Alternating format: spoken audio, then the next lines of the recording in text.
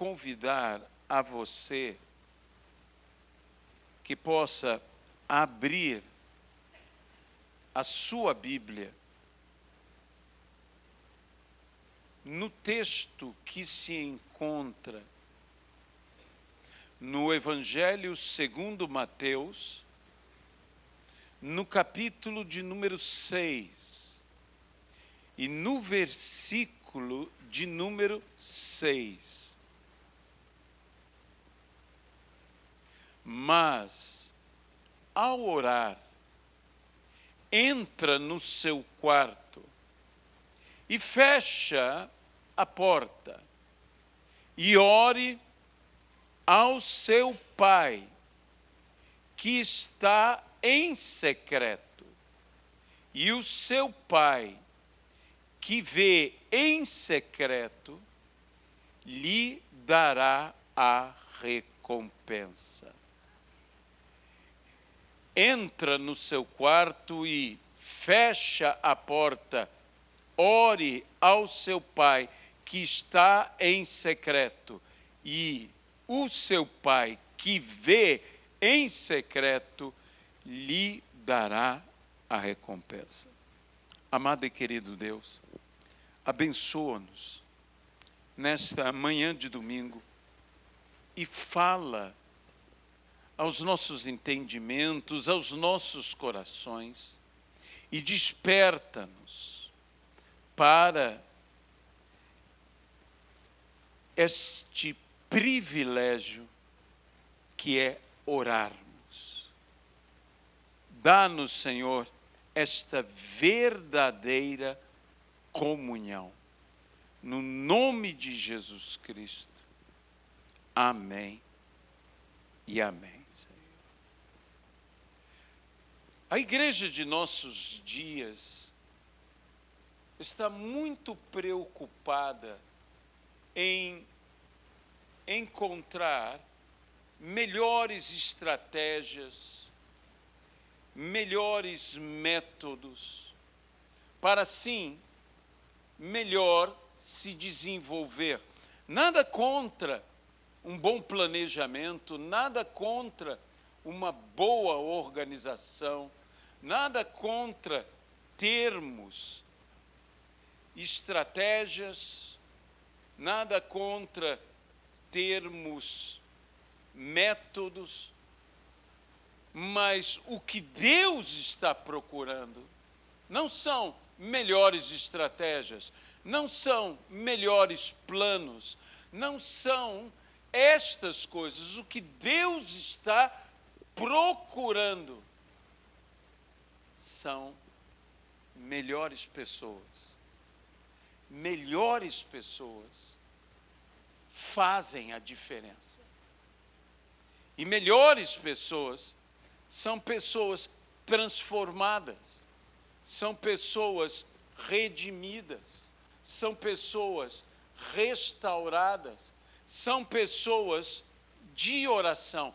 Deus está buscando aqueles que o buscam, aqueles que o adoram, em espírito e em verdade, aqueles que se devotam ao Senhor, aqueles que o buscam em oração. É interessante ver que Jesus, diante do que era o templo e o templo de Jerusalém, Jesus disse uma coisa a respeito da casa de Deus. Ele disse, e isso é citado tanto no Evangelho de Mateus, quanto no Evangelho de Marcos, quanto no Evangelho de Lucas. Jesus, referindo-se ao que Isaías, o profeta, havia dito, disse: e a minha casa será chamada casa de oração para todos os povos. A casa de Deus tem que ser uma casa de oração. Esta tem que ser a marca da casa de Deus.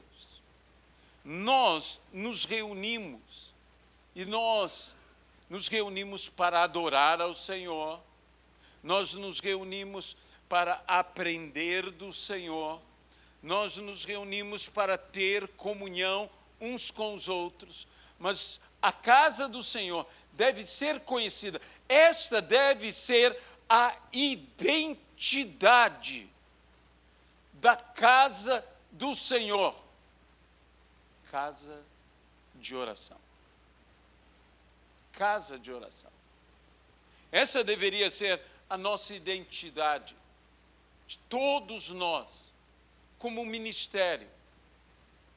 Eu chego a dizer que nós deveríamos nos identificar como uma igreja que ora. Não somos a única igreja que ora, mas temos que ser a igreja que ora. Necessitamos orar. Sabe, muitas pessoas hoje, por causa do tipo de filosofia dos nossos dias, dizem, eu quero fazer única e exclusivamente o que me der vontade de fazer.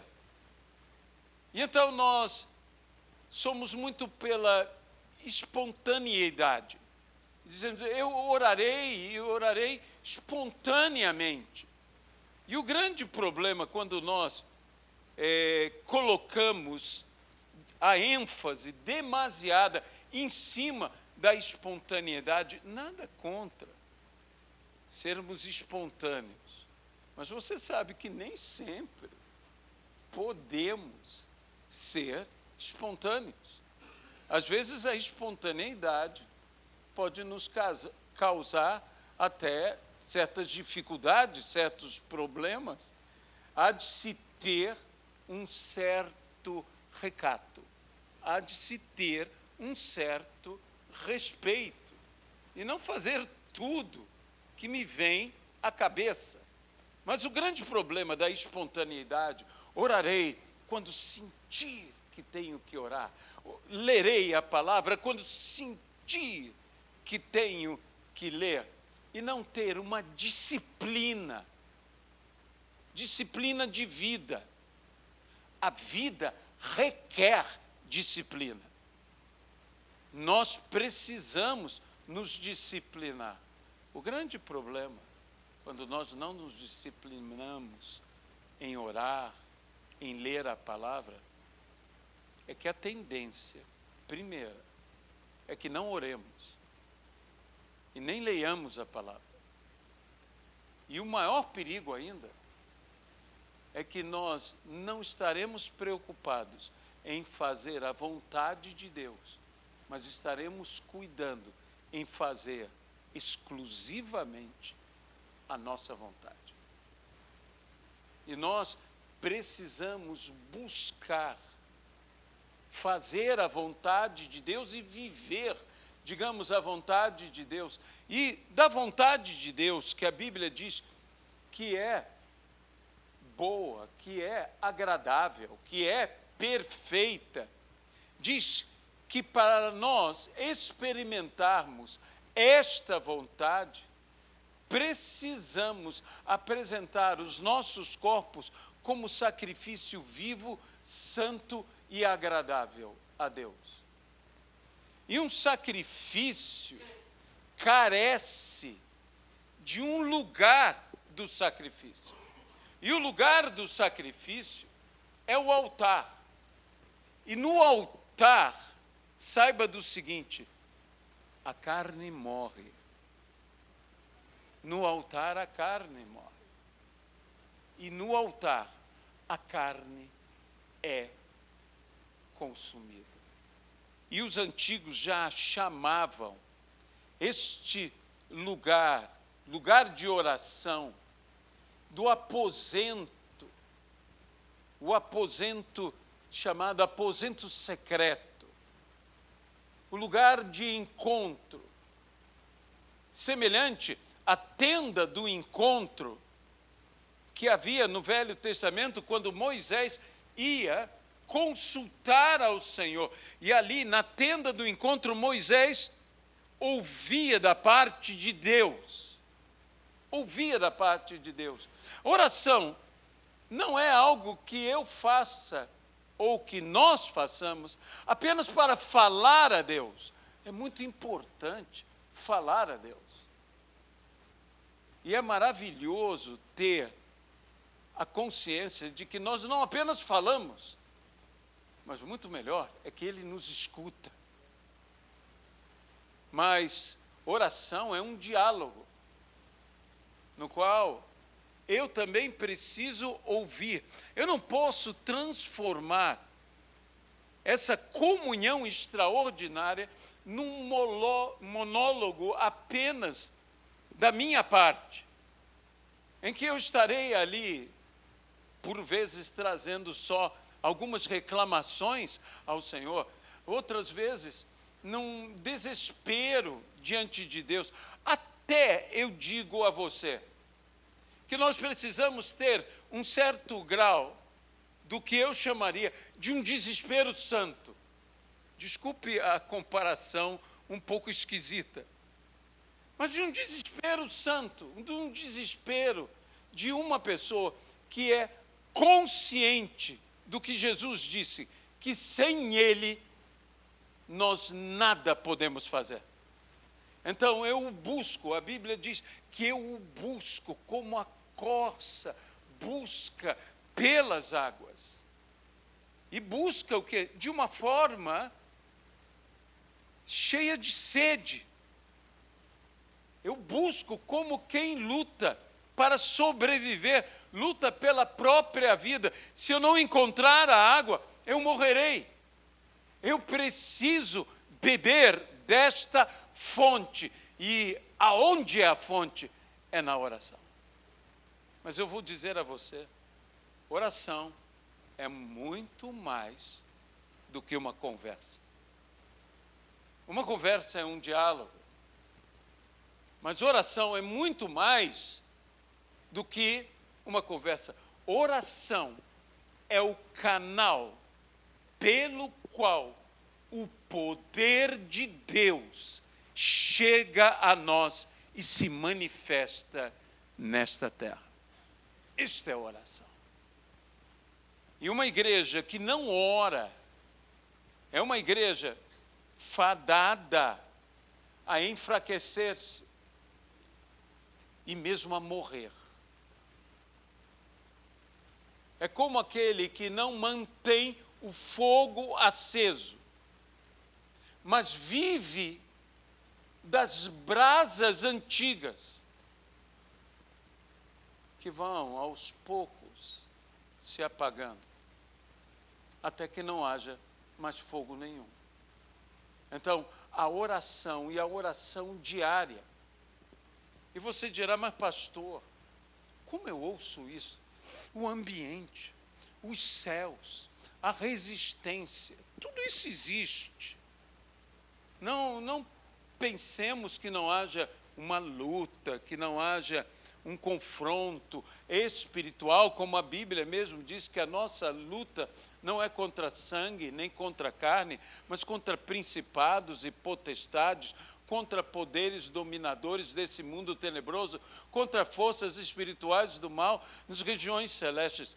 Não pensemos que isso não existe, mas deixe-me dizer uma coisa, se você ora, e ora com perseverança, e não desiste diante daquilo que quer te impedir de orar, como um Daniel, que orava 3 vezes ao dia, e mesmo diante do decreto que lhe proibia orar, abriu suas janelas e orou igualmente as 3 vezes que orava por dia, até os céus de Babilônia se abrem.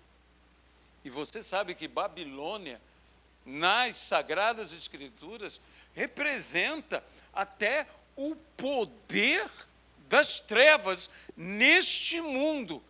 Toda a governança, todo o poder maligno neste mundo. Não há céus fechados para quem ora. Nós temos que parar de supervalorizar.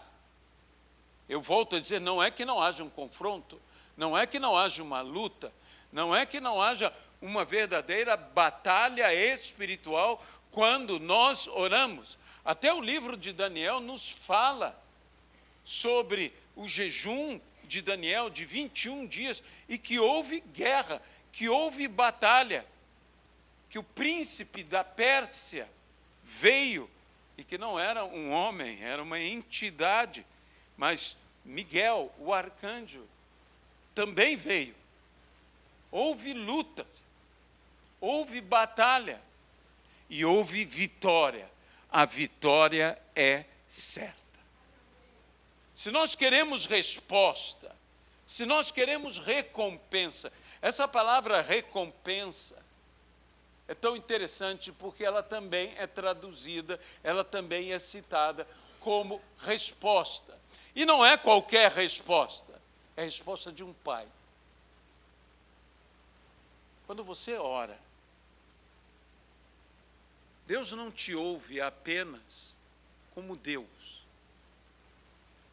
Deus te escuta como um pai escuta um filho. Isso é diferente. Uma coisa é eu me dirigir ao Senhor. Outra coisa é como filho me dirigir ao Pai.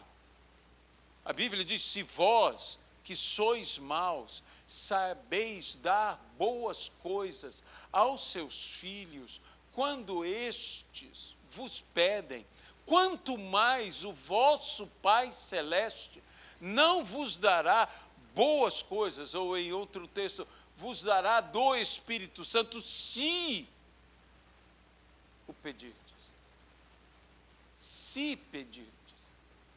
Se orardes. Ele dará. Em um outro texto, Jesus compara a oração a um amigo que pede a um amigo. Deus não apenas é Pai, não apenas é Deus, não apenas é Senhor, Ele é amigo, e Ele é teu amigo. E Ele te atenderá como um bom amigo. Saiba do seguinte, Jesus está dizendo, ainda que o teu amigo não queira se levantar para te atender, Deus não se negará em te atender. Ele está pronto a nos atender. Mas nós precisamos compreender. Jesus estava falando sobre aqueles que oram com o propósito de serem vistos. E Jesus está, então, nos falando, não façam isso. Não orem diante dos homens com o propósito de serem vistos pelos homens. Vocês farão diferente, vocês entrarão no seu quarto, vocês fecharão a tua porta, vocês orarão em secreto. Em secreto. Sabe, tem uma coisa que é uma grande verdade. Quando estamos sozinhos, se bem que aqui não estamos tão sozinhos, estamos a sós com Deus. Quando nós estamos sozinhos, nós somos quem somos. Nunca diante dos outros. Nós somos plenamente quem somos. É como já foi dito, e verdade é, caráter não é aquilo que você revela quando todos estão te olhando. Caráter é aquilo que você revela quando ninguém está te vendo. É a coisa que você faz quando ninguém está te vendo. Ali você revela quem você é. Ali você revela o seu caráter. E diante de Deus, que perante Ele nada podemos esconder, nós nos apresentaremos como somos. Seremos quem de fato somos. Não mostraremos aparência. Quanto mais intimidade, mais acabamos revelando quem somos. Quanto menos intimidade, mais nos protegemos. Nós temos uma maneira de nos dirigir a uma pessoa que nós não conhecemos. Eu tenho um jeito de ser, você tem seu jeito de ser. Mas eu, quando conheço uma pessoa pela primeira vez, eu sou muito cauteloso. Chego a ser calado em excesso. Por quê? Porque eu não sei com quem que eu estou falando. Eu não sei até que ponto minhas atitudes ou minha palavra poderá, inclusive, ofender aquela pessoa. Então, eu me visto de uma maneira diferente, eu me revisto ainda de uma maneira bem cautelosa. Eu me lembro de um encontro que eu tive com vários pastores na cidade de Uberlândia, em que eu conhecia uns 2 ou 3 de mais de uma centena que estavam ali. E eles disseram, puxa, veja bem o que é. Hoje em dia a gente ser educado é um problema. Eles disseram, o Aloísio teve uma libertação. Porque ele chegou aqui no primeiro dia calado. No segundo dia, ele falou um pouco mais. Mas no terceiro dia, ele está falando com todo mundo. Óbvio. No primeiro dia eu cheguei e eu não falei nada. Eu só observei. Eu disse, com este eu posso falar assim, com aquele eu posso falar assim. No segundo dia eu senti o ambiente. E no terceiro dia tive confiança de falar com todos. E eles disseram que eu fui liberto. Ele teve uma grande libertação. Que mudança! Eu falei, tudo bem, não há problema. Se vocês querem achar que eu fui liberto, que bom que eu fui liberto. Eu já sabia onde eu estava pisando, eu ia concordar com todo mundo. Eu ia concordar. Mas como nós precisamos descobrir uma igreja que não ora, é uma igreja sem poder. Meus irmãos, eu quero voltar ao essencial. C.S. Lewis tinha uma expressão, e é o título de um livro dele, um evangelho puro e simples. Eu quero voltar ao evangelho puro e simples. E o evangelho puro e simples é de uma oração pura e simples. Eu quero voltar a orar, eu quero voltar à consagração, eu quero voltar ao lugar que muitas vezes nos desviamos porque não estamos orando como deveríamos orar. Os discípulos de Jesus Cristo, estando com o Senhor, viram tantas coisas, tantos sinais, tantas maravilhas. É interessante que o que Marcos chama de milagre, João chama de sinal. Porque um milagre, e todo milagre, é um sinal. E assim, eles viram coisas tão maravilhosas, ouviram mensagens tão impressionantes, mas nada marcou tanto os discípulos como a vida de oração de Jesus Cristo. A vida de oração de Jesus marcou a tal ponto que eles chegaram perto de Jesus e disseram, Senhor, ensina-nos a orar. Jesus estava orando. E o que eles estavam fazendo? Eles estavam vendo Jesus orar. E sabe, quando você vê Jesus orar, você chega a uma conclusão muito fácil. Eu não sei orar, porque Jesus sabe orar. Então você pede a Ele. Eles podiam pedir: Senhor, ensina-me a pregar. Como nós valorizamos isto hoje em dia.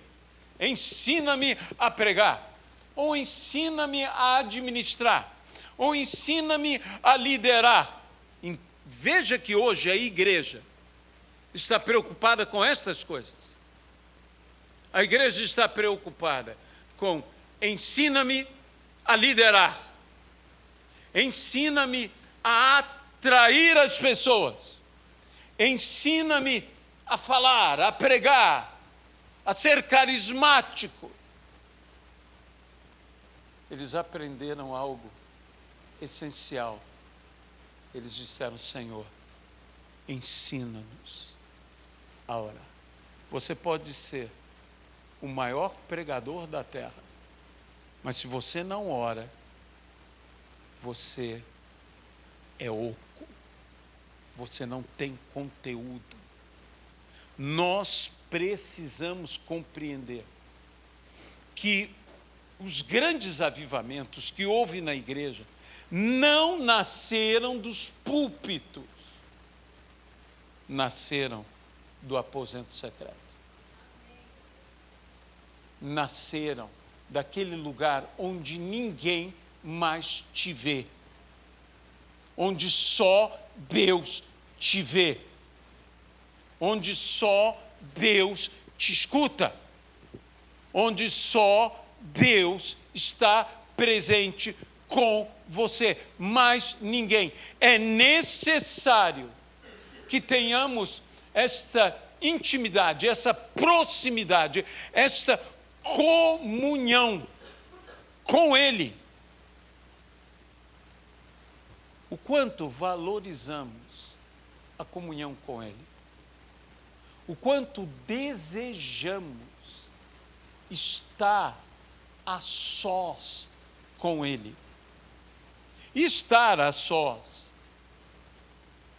não quer dizer que será algo fácil, porque quando eu penso em estar sozinho, no lugar secreto, sabe qual é o texto que me vem à cabeça? É de Jacó, no val de Jaboque. É de Jacó que a Bíblia diz que ficou só. Mas de repente a Bíblia fala algo que eu pensei que ele estava sozinho. E sozinho para mim é sozinho. E diz: e lutava com ele um homem. Olha, se estava só, como é que alguém lutava com ele? Houve uma luta ali. E nós deveríamos orar como Jacó lutou com o anjo. E o que Jacó disse ao anjo? Eu não te deixarei ir até que me abençoe. Isso é orar. Senhor, eu não vou sair deste ambiente até que o Senhor me abençoe, até que o Senhor me toque. Me toque. Nesses dias nós estávamos orando aqui na igreja, porque temos orado às quartas-feiras, buscando o poder do Senhor. Se você quiser buscar conosco, seja muito bem-vindo. Estamos aqui não preocupados com outras coisas que não seja: ó Deus, envia do alto poder, para que possamos ser tuas testemunhas. Se nós queremos criar um avivamento, e entenda que avivamento produz mudança, porque é vida. E produz mudança não só do lado de fora, tem que produzir mudança primeiro do lado de dentro. E a mudança que o avivamento produz dentro da igreja se chama santidade. E a mudança que o avivamento produz lá fora, no mundo, se chama conversão. E nós que queremos tamanha conversão, não deveríamos buscar uma maior santidade? E a santidade é o tipo da obra que é inalcançável para nós. nós nos esforçamos, nós nos consagramos, nós nos consertamos, nós nos aperfeiçoamos, mas ser santo, se Deus não operar em nós, por mais que eu tenha que me esforçar para ser santo, entenda bem, ser santo há um grau de esforço meu, mas há uma consciência em mim que por mim mesmo eu não consigo ser. Então, eu preciso que Deus opere em mim. Por quê? Porque para os homens há coisas que são impossíveis. Mas para Deus nada é impossível. Ó Senhor, para mim é impossível. A Bíblia diz: sede perfeitos. E perfeição é um alvo maravilhoso, mas, sinceramente, inatingível. Então, se é impossível para mim, eu preciso de quem? De quem pode, porque é Ele quem realiza em mim tanto o querer ser santo. Sabe, porque a santidade tem que começar no querer ser santo. Porque enquanto você não quiser ser santo, eu te garanto que santo você não será. Se você quiser ser ruim, ruim é o que você vai ser. Então, Ele primeiro opera em mim o querer, para então operar em mim, aleluia, o realizar. Mas tudo começa aqui. E se é no querer, o primeiro campo de batalha é na vontade, é na mente. E eu preciso ser tratado, e tratado por Deus. E o único lugar que eu alcançarei tamanha recompensa é no lugar secreto. É naquele lugar que o mais maravilhoso do lugar não é o lugar em si, nem mesmo o horário. Eu quero dizer uma coisa a vocês: os que me buscam de madrugada me encontrarão. É maravilhoso buscar ao Senhor de madrugada. Isso não quer dizer que é fácil. Pelo menos para mim não é fácil. Para mim não é fácil. Nesses dias que as pessoas dividiram dois grupos, né? Um grupo de 0 hora a 1, outro grupo de 5 a 6. Eu falei, que maravilhoso, eu não vou dormir mais durante 7 dias, porque de 0 a 1, Luiziana fica, e se ela fica, eu fico. Porque mesmo que eu não esteja, eu não durmo. Que eu não sei, já são mais de 40 anos de convívio. Falta algo do meu lado, eu não consigo dormir. Você sabe aquela história que eu não durmo sem o meu travesseiro de estimação? Eu não durmo sem a minha loura de estimação, a minha esposa, não é? Eu sinto falta ali. Então, eu faço várias coisas, eu leio as Escrituras, eu aproveito para fazer outras coisas. Ela está lá orando, e então ela vem, e ela dorme do meu lado. 5 horas eu estou lá. E aí eu me levanto, e passo o dia como a invasão dos zumbis. Passo o meu dia daquela forma assim. Mas é importante orar de madrugada, mas não é o orar de madrugada que faz a diferença, embora seja importante. É orar sem cessar que faz a diferença. Não é tanto o lugar, é em todo o lugar. Orar em todo o tempo e em todo o lugar. E Paulo ainda diz, levantando mãos santas em todo lugar. Eu não peço que você faça isso literalmente, mas abençoando em todo lugar que você estiver. Eu tenho um amigo, pastor, que ele é um homem muito engraçado porque coisas engraçadas acontecem com ele. Até mesmo a conversão dele foi engraçada, porque ele era desviado de uma igreja daquelas bem pentecostais, que todo mundo levanta as mãos e grita, e ele, um dia, bem aflito, tocado, ele disse: Senhor, Senhor, eu quero me entregar, mas eu queria encontrar aquele lugar em que todos estão gritando, de mãos levantadas, e ele viu ao longe um grupo de gente, todos de mãos levantadas, todos gritando. Ele entrou ali de mãos levantadas, dizendo: eu me entrego, eu me rendo. Era um assalto. Eu disse: você voltou ao Senhor assim? Eu disse: olha, depois que me levaram o dinheiro, eu disse: não me falta nada, eu me dou por inteiro. E hoje ele é um servo do Senhor. Veja, Deus te salva até num assalto. Deus te salva em qualquer lugar. Mas nós precisamos. A igreja coreana foi totalmente transformada. E a nação da Coreia foi transformada porque houve uma atitude da igreja. A igreja se levantava de madrugada. E até hoje se levanta. E levantar-se de madrugada, não pense que é o nosso inverno aqui, carioca, esse inverno tão agradável que nós temos. O inverno lá é abaixo de zero. E eles se levantam para orar. Isso é algo que nós deveríamos fazer.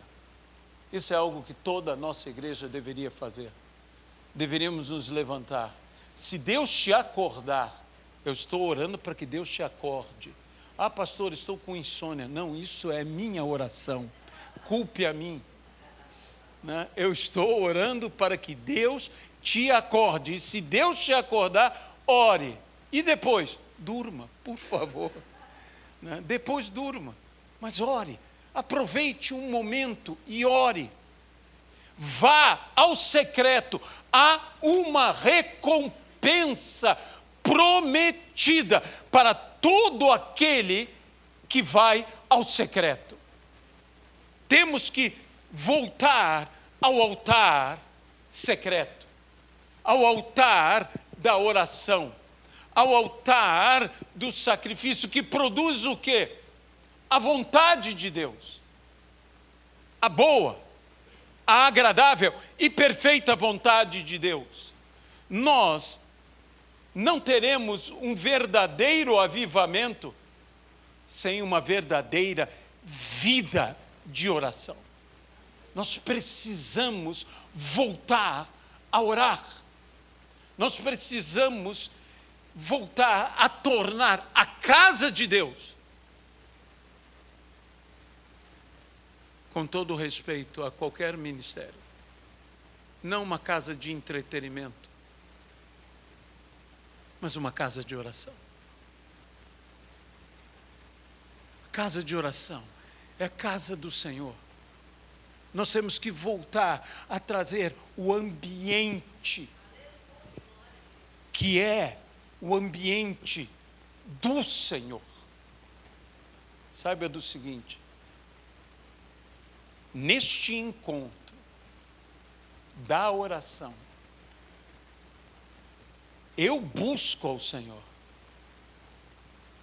mas o mais maravilhoso é que o Senhor espera por mim. Ele está, a Bíblia diz, entra no teu quarto, fecha a tua porta, e o teu Pai,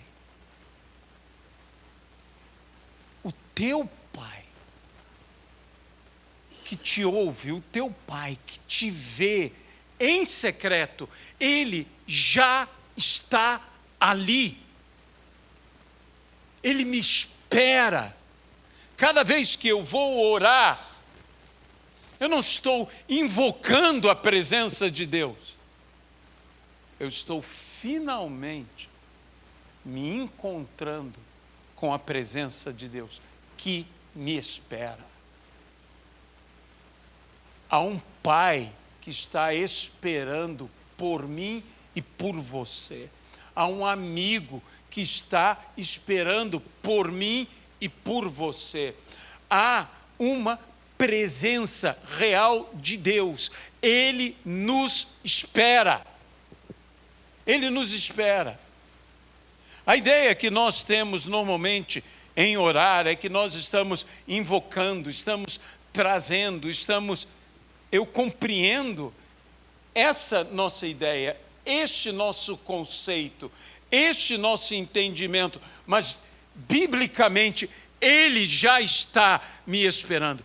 Deus deseja mais a comunhão comigo do que eu mesmo desejo a comunhão com Ele.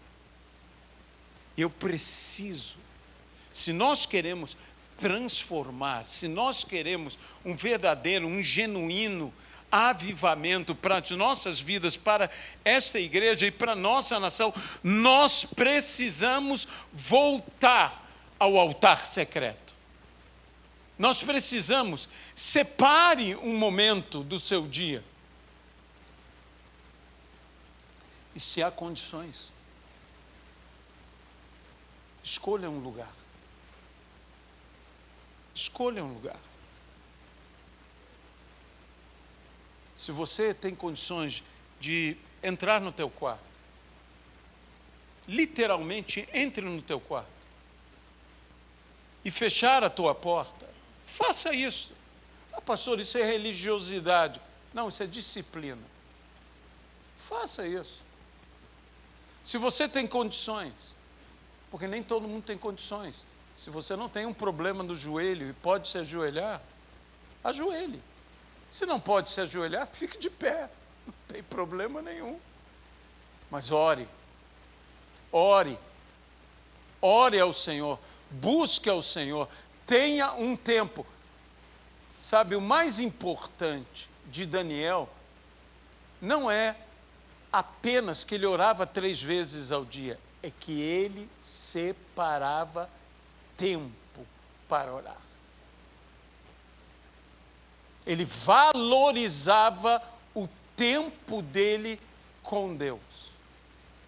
Em todo e qualquer relacionamento, você tem que valorizar o tempo de relacionamento.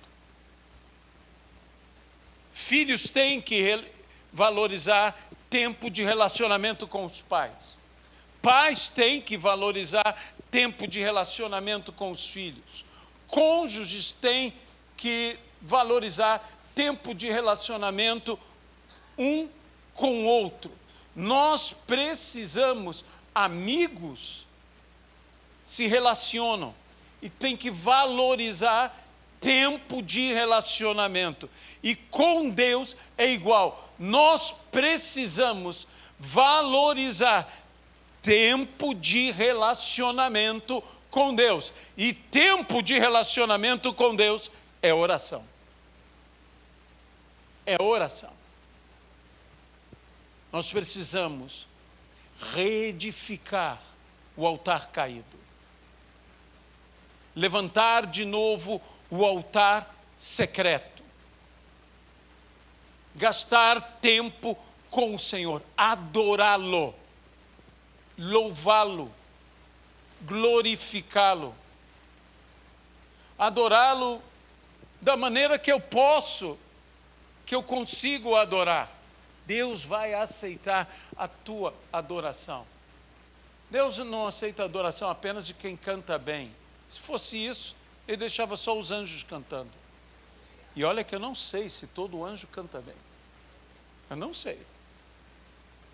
Porque tem anjo com distintos ministérios angelicais. E tem anjo que, sabe, se você quer ver um anjo, imagine, você diz assim, eu quero ver um anjo. Não quero ver qualquer anjo, quero ver um querubim. vá ver o querubim que Daniel viu. Que a Bíblia diz que era uma figura tão apavorante que os que foram com ele dizendo, nós queremos ver. Quando viram, Daniel, que caiu, disse, e olhei ao meu redor e eu estava sozinho. Ou seja, o pessoal viu o querubim, viu o querubim, e foram rapidinho embora, fugiram do querubim. Nós imaginamos um anjo, uma figura linda, desculpe a redundância, angelical, e você olha aquele querubim com 4 cabeças. Eu já disse, é cabeça demais para um corpo só. E te dá pavor. Pavor. Saiba do seguinte, meus amados irmãos, nós precisamos restaurar o altar secreto. Busque um tempo, tenha um tempo diário com Deus. Você diz, mas pastor, isso é o óbvio, mas quantos de nós estamos fazendo isso? Quantos de nós estamos realizando? Não basta saber o que tem que se fazer, ou o que é certo fazer. É necessário fazer o que está certo. Porque saber o que eu tenho que fazer não muda em nada, se eu não fizer. Então faça. Tenha a Bíblia. Bem foi dito, quando eu estou falando a Deus, orando a Deus, Deus está me ouvindo, mas quando eu estou lendo a palavra, eu estou ouvindo a Deus. Eu estou ouvindo a Deus. Deus poderá falar de diversas maneiras com você, te impressionar de um jeito ou de outro, mas se você não parar para ouvir, você nunca ouvirá. E por vezes Deus tem que frear. Meu avô, que era um homem sábio, quando ele raramente ficava enfermo e ficava acamado, ele dizia assim, Deus me freou, porque de certo eu estou com tantas atividades que eu não estou parando para ouvir. Então fala, Senhor, que o teu servo te ouve. E creia você ou não, geralmente o que acontecia é que ele ficava bonzinho, rápido, porque parou para ouvir. E quando nós ouvimos ao Senhor, a palavra dele nos cura, a palavra dele nos sara. Separe um tempo. Se você pode, separe um lugar. Você não conhece a minha igreja, minha casa. É tanta gente em minha casa. Às vezes, isso acontece. Tem família que parece mais uma confraria. Não é? De tanta gente dentro de casa. É gente correndo para um lado, é gente correndo para o outro, é gente falando. É um com um prato na mão, é outro comendo, vendo a televisão e assim vai. São as famílias. Eu cresci numa família assim, família grande. Quando nos reuníamos em família, era uma multidão. E mesmo na família, no núcleo familiar, era uma pequena multidão. E por vezes, algumas pessoas, o único lugar que encontram de maior privacidade, e por favor não ria do que eu vou dizer, é o banheiro. O que eu conheço de gente que ora no banheiro, mas eu te peço o seguinte, não seja arrebatado, porque outros também precisam usar o banheiro. Mas se o banheiro é o único lugar, gaste algum tempo, feche a porta e ore ao Senhor. Não estou pedindo que você faça uma oração longa, eu estou pedindo que você ore. Perguntaram, e com isso eu termino, ao grande evangelista americano Moody, Quanto tempo ele orava? Qual era o tempo da sua oração? Ele disse, eu não me lembro de uma oração minha que tenha durado mais de 10 minutos. Também não me lembro de ficar sem orar por mais de 10 minutos. Por isso, orai sem cessar. Amém? Senhor, nós te pedimos aqui, pelas misericórdias de Cristo, que o Senhor desperte em nós o desejo de oração, de comunhão contigo, de estar contigo, o desejo de gastar tempo com Deus, de, Senhor, buscar no secreto a resposta que será pública, a recompensa que todos verão, naquele lugar onde só Deus nos vê. A recompensa todos irão ver. Então nós te pedimos, Senhor, que o Senhor nos abençoe. É nesse momento, no nome de Jesus Cristo, cada um de nós faz um compromisso com Deus de separar tempo para o Senhor, tempo em oração, no nome de Jesus Cristo. Queremos ser uma igreja que ora, Pai. Aleluia.